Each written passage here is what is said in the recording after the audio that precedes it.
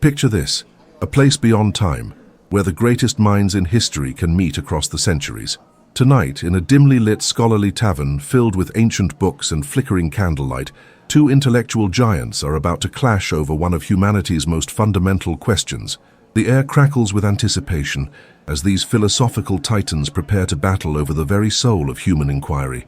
Thomas Aquinas sits at a heavy wooden table, his brown Dominican robes rustling as he arranges his thoughts. The 13th century scholastic philosopher, architect of Christian theology, radiates quiet confidence. His eyes, sharp and contemplative, reflect decades spent harmonizing Aristotelian logic with Christian doctrine. This is the man who dared to prove God's existence through reason alone, who believed philosophy was the handmaiden to theology. Across from him, François-Marie Arouet, better known as Voltaire, adjusts his elegant 18th century coat with theatrical flair. The French Enlightenment philosopher's piercing gaze carries the fire of revolution, the spark that ignited minds across Europe to question everything their ancestors held sacred. His wit is legendary, his pen mightier than any sword, and tonight he's ready to dismantle centuries of religious dogma with the blade of pure reason. The question hanging between them could reshape how humanity approaches truth itself. Should philosophy serve faith, or should it challenge everything, even the most sacred beliefs? Aquinas spreads his hands on the table, his voice carrying the authority of centuries. My dear Voltaire, I've observed your work from beyond the veil of time, your attacks on the church, your mockery of scripture. Do you truly believe that reason alone can guide humanity to truth? Voltaire's lips curl into that famous sardonic smile. Thomas, my medieval friend, I've read your Summa Theologica. Impressive mental gymnastics, I'll grant you. But tell me, when you bend Aristotle's logic to fit your predetermined conclusions about God, are you pursuing truth or merely dressing up faith in philosophy's clothing? The tavern seems to hold its breath. These aren't just academic positions being debated. These are worldviews that have shaped civilizations, sparked wars and liberated minds. Aquinas represents an age when faith provided humanity's foundation, when philosophy existed to support and illuminate divine truth.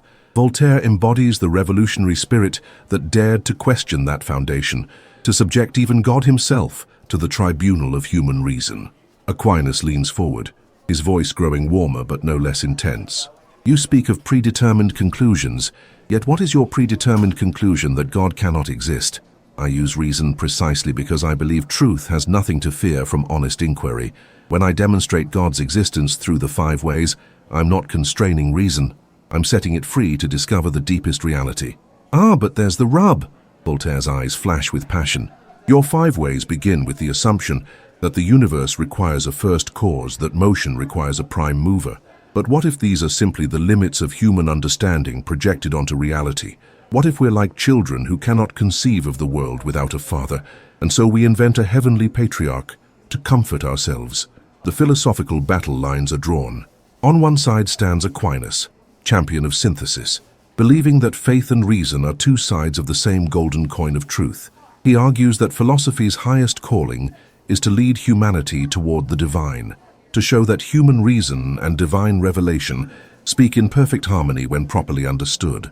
On the other side, Voltaire raises the banner of liberation, insisting that philosophy's sacred duty is to challenge every assumption, to fearlessly examine even the most cherished beliefs. He sees faith not as reason's partner, but as its prison, keeping humanity chained in the darkness of superstition when they could walk free in the sunlight of rational inquiry. But this isn't merely an abstract debate between 2 long-dead philosophers. The question they're wrestling with pulses through our modern world. In an age where science and religion often seem at odds, where fundamentalism and atheism wage war in classrooms and courtrooms, the tension between Aquinas and Voltaire feels more urgent than ever. Should human reason bow before divine revelation, or should it fearlessly examine every claim, no matter how sacred? Can faith and philosophy truly work together, or are they destined to be eternal adversaries? As these 2 intellectual titans prepare to unleash their most powerful arguments, the very nature of truth itself hangs in the balance. The debate is about to begin, and neither man intends to yield an inch of ground. Aquinas clasps his hands together, and when he speaks, his voice carries the weight of medieval cathedrals, the soaring confidence of an age that saw no contradiction between loving God and thinking deeply. The candlelight flickers across his face, as he begins to lay out his defense of faith and reason united. Voltaire, my friend, you speak of philosophy as if it were a wild horse that must kick down every stable. But consider this. What if philosophy is actually like a river that flows most powerfully when it has proper banks to guide it? You see constraint where I see liberation.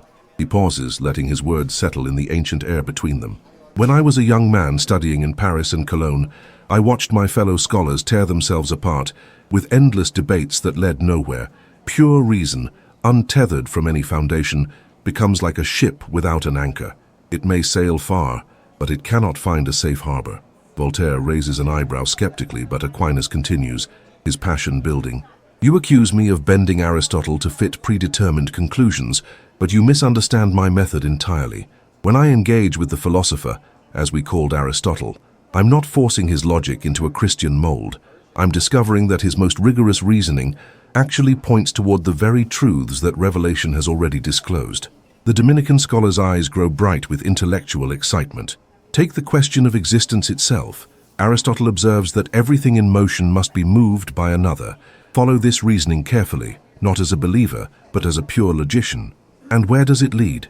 To the necessity of a first mover, unchanged and unchanging. I don't impose the idea of God upon this reasoning. The reasoning itself demands such a being. But here's what you miss, Voltaire. Revelation doesn't compete with this reasoning. It confirms it. When Moses encounters the burning bush and asks God's name, what does the divine voice answer? I am who I am. Pure being itself. The God of Scripture reveals himself as the very reality that philosophical reasoning discovers. Faith and reason don't contradict. They sing in harmony. Voltaire shifts in his chair, clearly preparing a counterattack, but Aquinas presses on. You lived through the wars of religion, the Inquisition, the corruption of the church in your time. I understand your revulsion, but tell me, when philosophy cuts itself off from any transcendent foundation, when it declares itself the final judge of all reality, what happens? The medieval philosopher's voice grows grave. I'll tell you what happens. Reason becomes its own tyrant. The philosopher kings you Enlightenment thinkers admire, do they not create their own orthodoxies? Do they not suppress dissent just as ruthlessly as any inquisitor? When human reason crowns itself as absolute sovereign, it becomes more dangerous than any religious dogma. Aquinas reaches across the table, his gesture almost paternal. My dear Voltaire, you rebel against the authority of scripture and tradition, but you bow before the authority of your own rational faculties. How do you know your reason is trustworthy? What validates your trust in logic, in causation, in the very principles that allow you to construct arguments? The question hangs in the air like incense. If the universe is merely material, if consciousness is just an accident of atoms, then your thoughts are no more reliable than the random firing of neurons. But if consciousness participates in a deeper rational order, if human reason reflects a divine intellect that structures reality itself, then our thinking can actually touch truth. The philosopher's voice grows warmer, more personal. This is why philosophy must serve faith, Voltaire. Not because faith silences questions, but because faith provides the foundation that makes questioning meaningful. When I argue for God's existence, I'm not constraining reason. I'm revealing the source that makes reason possible in the first place. Aquinas stands and walks to the window, gazing out at the timeless landscape beyond. You speak of liberating humanity from the chains of superstition, but what if those chains are actually the golden cords that connect us to ultimate reality? What if severing them doesn't free us, but casts us adrift in an ocean of meaninglessness? He turns back to face Voltaire directly. I don't ask philosophy to cease questioning. I ask it to recognize that its deepest questions point beyond itself. When Aristotle wonders about the unmoved mover, when Plato glimpses eternal forms, when Augustine seeks the source of truth itself, they're not abandoning reason, but following it to its ultimate destination. Philosophy serves faith not as a slave serves a master, but as a lover serves the beloved. Faith reveals the goal toward which our deepest thinking naturally tends. Remove that goal, and philosophy becomes a circular path that leads nowhere. The Dominican scholar sits back down, his eyes bright with conviction. So I ask you, Voltaire, in your crusade to free reason from faith, have you actually freed humanity? Or have you condemned it to wander forever in an intellectual wilderness? Brilliant, perhaps, but forever homeless. The challenge is thrown down. Now Voltaire must respond. Voltaire's eyes ignite like a forge being stoked. He leans back in his chair with the easy confidence of a man who has faced down kings and popes, who has spent a lifetime wielding wit as a weapon against tyranny. When he speaks, his voice carries the electricity of revolution, the dangerous thrill of ideas that can topple thrones. Thomas, my dear scholastic friend, you paint such a pretty picture of reason and faith dancing together in perfect harmony. But tell me, who leads this dance? When your reason discovers something that contradicts Scripture, which partner steps aside? He doesn't wait for an answer. I'll tell you exactly what happens. I've seen it 1,000 times. Reason becomes the obedient wife, who must always defer to her authoritarian husband. When Galileo's telescope revealed the moons of Jupiter, when his mathematics proved the Earth moves around the sun, your beloved church didn't celebrate this triumph of reason. They threatened him with torture and forced him to deny what his eyes had seen. Voltaire's voice grows sharper, more passionate. You speak of philosophy finding its proper banks like a river, but what you describe sounds more like a dam, constraining the natural flow of inquiry until it serves the needs of power. When you say philosophy should serve faith, what you really mean is that thinking should stop whenever it becomes inconvenient to those in authority. The Enlightenment philosopher stands and begins to pace, his energy infectious. Let me tell you about real intellectual courage, Thomas. It's the courage to follow an argument wherever it leads, even if it shatters your most cherished beliefs. It's the willingness to say, I don't know, instead of fabricating comfortable certainties. It's the humility to admit that human reason, flawed as it may be, is still our best tool for understanding reality. He whirls to face Aquinas directly. You ask what validates my trust in reason. Nothing. And that's precisely the point. I don't claim reason is infallible. I simply claim it's better than blind faith. When reason makes a mistake, it can correct itself through further investigation. When faith makes a mistake, it burns heretics to silence the questions. Voltaire's voice drops to a more intimate register, but loses none of its intensity. You lived in the 13th century, in an age when the church was the sole repository of learning, when questioning doctrine meant social suicide. I understand why synthesis seemed attractive to you, but I lived through the wars of religion, Thomas. I saw Catholics and Protestants slaughter each other over fine points of theology, each side absolutely certain that God was on their side. He returns to his seat, leaning forward with fierce sincerity. Do you know what ended those wars? Not better theology, not deeper faith, not more sophisticated philosophy. Tolerance ended them. The radical idea that maybe, just maybe, human beings shouldn't kill each other over unprovable metaphysical claims. And where does tolerance come from?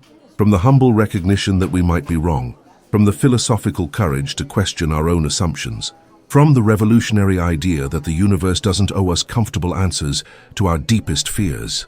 Voltaire's eyes flash with sardonic humor. You worry that without faith, philosophy becomes circular and meaningless. But look at what happens when philosophy serves faith. It becomes the elaborate apologetics industry, an army of brilliant minds wasting their talents on proving what they already believe.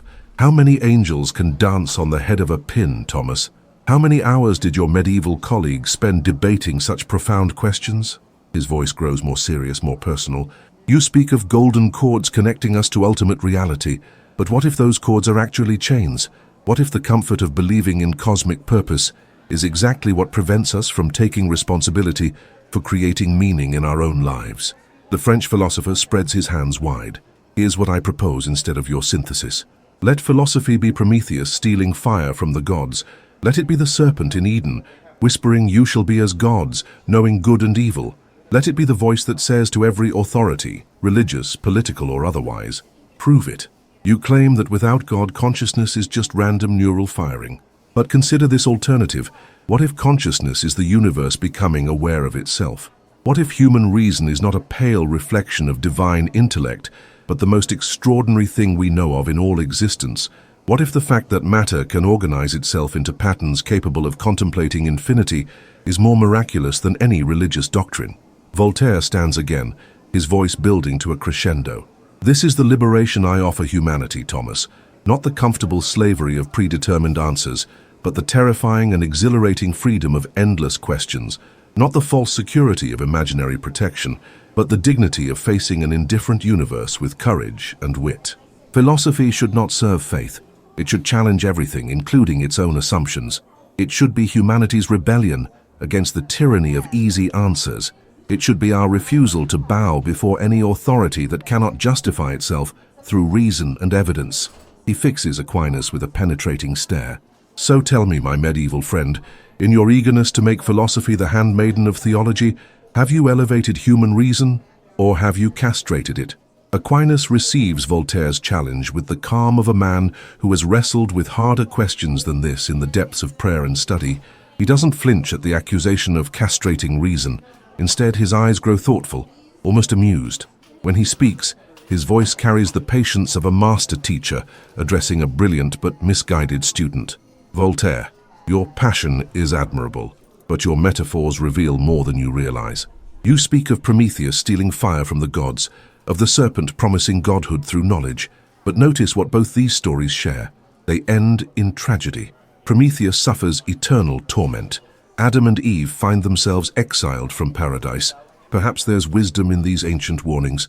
The Dominican scholar folds his hands, his tone growing more intense but remaining controlled. You accuse me of constraining reason, but you've constructed the most elaborate constraint of all. You've declared that reason cannot possibly discover God. Before you even begin investigating, you've decided what the answer must be. How is this different from dogma? Aquinas stands slowly, moving with deliberate grace. Let me address your example of Galileo, since you've thrown it at the church like a weapon. Yes, some church officials made terrible mistakes in their response to his discoveries, but why do you think those discoveries were eventually accepted? Because the same scholastic tradition that produced me also produced the intellectual framework that made modern science possible.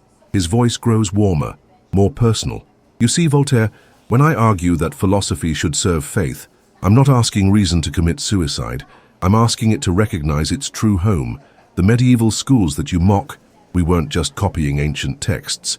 We were the first to systematically combine observation, logic, and experimentation. We created the universities where your Enlightenment thinkers learn to think. The philosopher moves to a bookshelf, running his fingers along ancient spines. You speak of the wars of religion as if they prove faith is dangerous, but what do you make of the terror in France? When your philosophical children decided that reason alone should govern society, how many heads rolled? When they built a cult of reason and declared war on Christianity, did they create tolerance or a new form of tyranny? Aquinas turns back to face Voltaire directly. Here's what you miss in your righteous anger against religious authority. The problem isn't faith itself, it's corrupted faith. Faith divorced from reason. Faith that becomes mere power-seeking. But the solution isn't to abandon faith, it's to purify it through the very reasoning you claim to champion. He sits back down, leaning forward with growing intensity. You ask who leads the dance between faith and reason? Neither and both.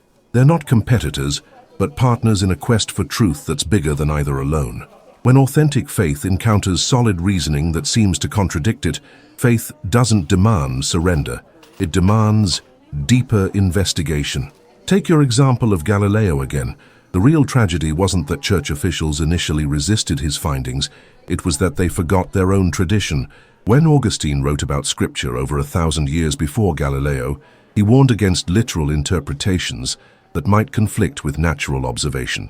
The tools for accepting Galileo's discoveries were already there in Christian thought. Some officials simply forgot how to use them. Aquinas' voice grows more passionate. You present me with a false choice, Voltaire. You say philosophy must either serve faith slavishly or rebel against it completely. But what if there's a third way? What if philosophy and faith are both responses to the same deep human hunger for truth, and they achieve their highest expression when they work together? He stands again, beginning to pace with contained energy. Consider the mystery of consciousness that you mentioned. You suggest it might be the universe becoming aware of itself. Beautiful. But why stop there? If matter can organize itself into patterns capable of contemplating infinity, if consciousness can transcend its material origins to grasp eternal truths, doesn't this point towards something beyond mere material causation? You speak of the dignity of facing an indifferent universe with courage. But what if the universe isn't indifferent? What if consciousness, love, beauty, and truth are not accidents, but clues to the deepest nature of reality? What if your own passion for justice, your own intellectual honesty, your own refusal to accept comfortable lies, what if these very qualities reflect something ultimate about the structure of existence itself? Aquinas moves closer to Voltaire, his voice dropping to an intimate register. Here's what I think really happened to you, my friend. You saw faith corrupted by power, twisted into an instrument of oppression, and your noble heart rebelled. But in your justified anger against false faith, you threw away true faith as well. You became like a man who, seeing counterfeit coins, declares that real money doesn't exist. The God you reject, the petty tyrant who demands blind obedience, who threatens hell for honest questions, who contradicts the evidence of creation, that's not the God I serve. That's an idol and you're right to smash it, but what if the real God is truth itself? What if divine love is the source of your own love for justice? What if the reason you can't bear to see human beings treated as means, rather than ends, is because they really are made in the image of the infinite? The Dominican scholar extends his hand across the table. I don't ask you to stop questioning Voltaire. I ask you to question your assumption that the deepest questions can't have answers. Philosophy serves faith not by becoming its slave, but by becoming its most demanding partner, the one who refuses to let faith become lazy, sentimental, or self-serving. Together, they can achieve what neither can accomplish alone, a vision of truth that satisfies both the mind's demand for evidence and the heart's hunger for meaning. Voltaire stares at the extended hand for a long moment, his expression cycling through surprise, consideration, and finally a kind of respectful rejection. He doesn't take the hand, but neither does he turn away. Instead, he settles back in his chair with the air of a man preparing to deliver his most carefully crafted argument. Thomas, you almost seduce me with your vision of partnership. Almost. But you're asking me to make a leap that I cannot in good conscience make. You speak of divine love as the source of my love for justice, but what if the opposite is true? What if our human capacity for love and justice exists despite the universe, not because of it? The Enlightenment philosopher's voice grows quiet, but intensifies, like a flame burning down to its core. You want to know what really shaped my thinking. It wasn't just the wars of religion, though they opened my eyes. It was Lisbon. He pauses, letting the weight of that single word settle between them. November 1st, 1755, All Saints' Day, the most Christian city in Europe, filled with the faithful attending morning mass, when the earth opened up and swallowed 30,000 souls in 6 minutes. Churches collapsed on congregations at prayer. Children were crushed while reaching for their mothers' hands. Voltaire's eyes grow distant, haunted. And then came the fires, the tsunamis, the complete breakdown of civilization. For weeks, Lisbon burned while survivors fought over scraps of bread. Tell me, Thomas, where was your divine providence then? Where was the loving God who supposedly cares for each sparrow that falls? He leans forward, his voice growing more intense. The theologians of my time had an answer, of course. They always do. God was punishing Lisbon for its sins, they said. The earthquake was divine justice. But I had been to Lisbon, Thomas. I knew its people. They weren't more sinful than Paris or London or Rome. They were just unlucky enough to live on unstable ground.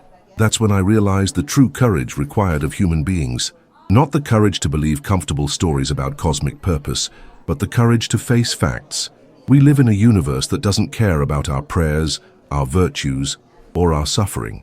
The ground beneath our feet can open without warning. Disease can strike the innocent and spare the guilty. Children die while tyrants prosper. Voltaire stands and walks to the window, staring out into the darkness.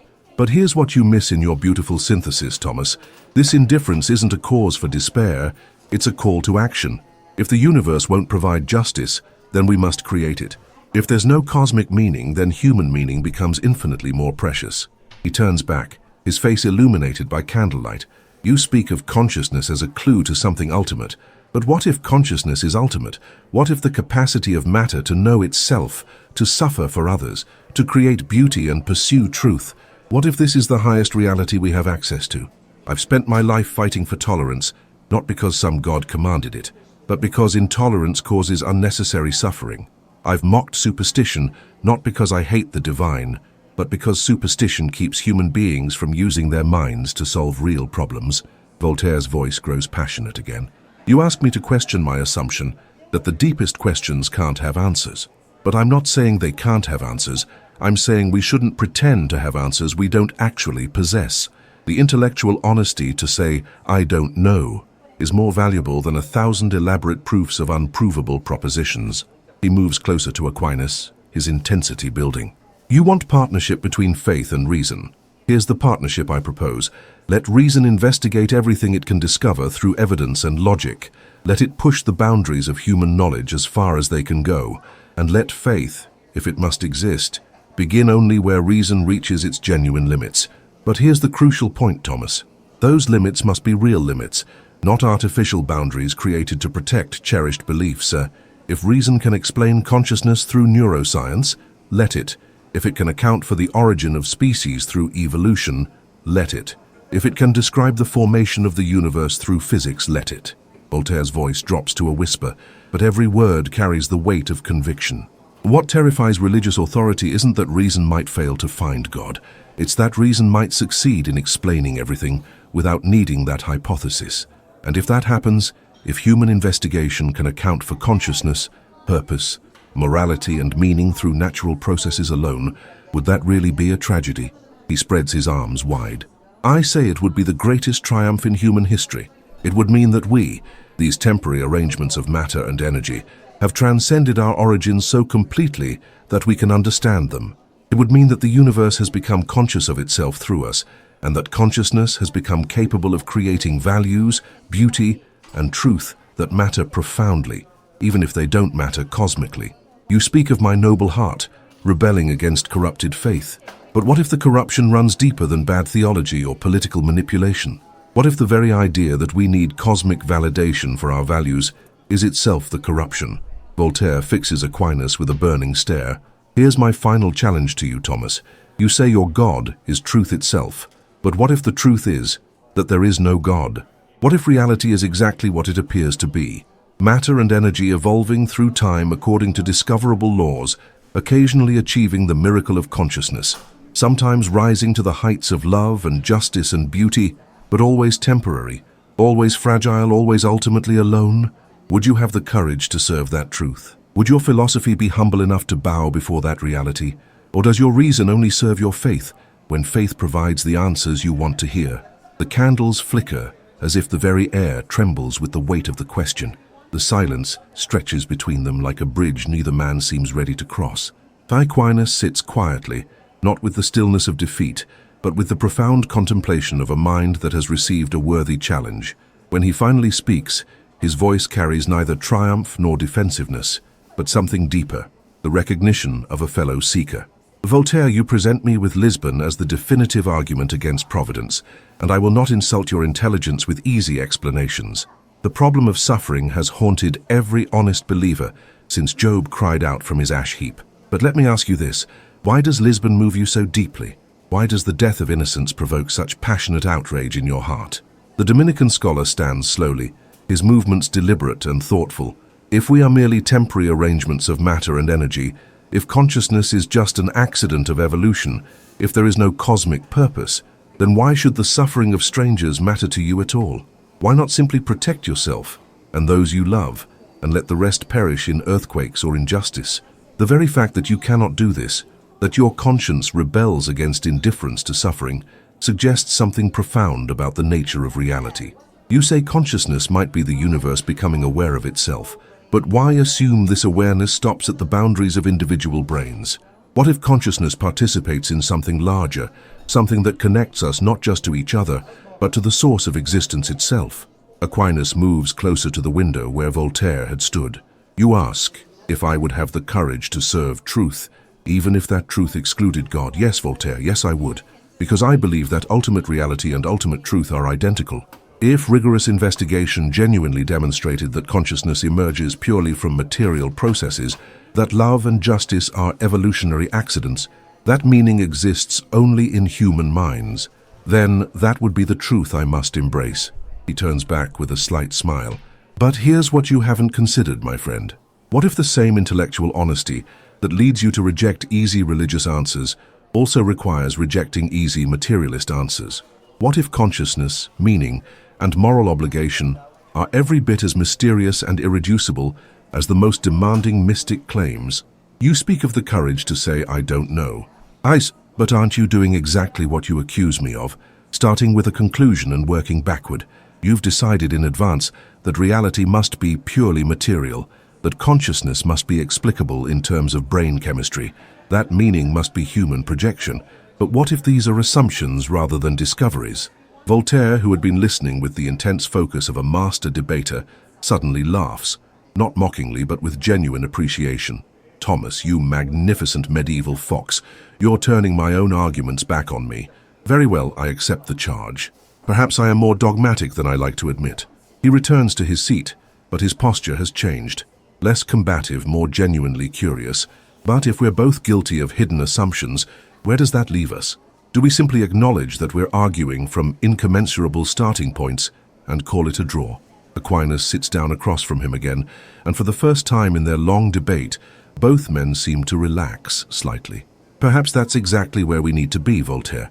Perhaps the question isn't whether philosophy should serve faith or challenge it, but whether it should serve truth in all its mystery and complexity. Consider this, the Dominican continues, his voice growing warmer. You've spent your life fighting for tolerance, justice, and human dignity. I've spent mine trying to understand how human reason can grasp eternal truth. We've approached the mystery from opposite directions, but we've both been shaped by the same fundamental conviction that truth matters more than comfort, that reality deserves more than our wishes and fears. Voltaire nods slowly. You know, Thomas, there's something almost faithful about doubt, when it's honest doubt. The refusal to accept easy answers, the willingness to keep questioning even when questions lead to uncomfortable places. Perhaps that's its own form of devotion to truth. And perhaps, Aquinas responds, there's something genuinely philosophical about faith when it's honest faith. The recognition that reality exceeds our full comprehension, the humility to acknowledge that our finite minds encounter mystery at every turn. Perhaps that's its own form of intellectual honesty. The candles have burned lower, casting longer shadows across the ancient tavern. Both men seem to sense that their formal debate is drawing to a close, but neither appears eager to leave. So where does this leave the question we started with? Voltaire asks. Should philosophy serve faith or challenge it? Aquinas considers for a long moment. Perhaps the question itself is too simple. Perhaps philosophy serves truth, and sometimes truth requires the support of faith, and sometimes it requires the challenge of doubt.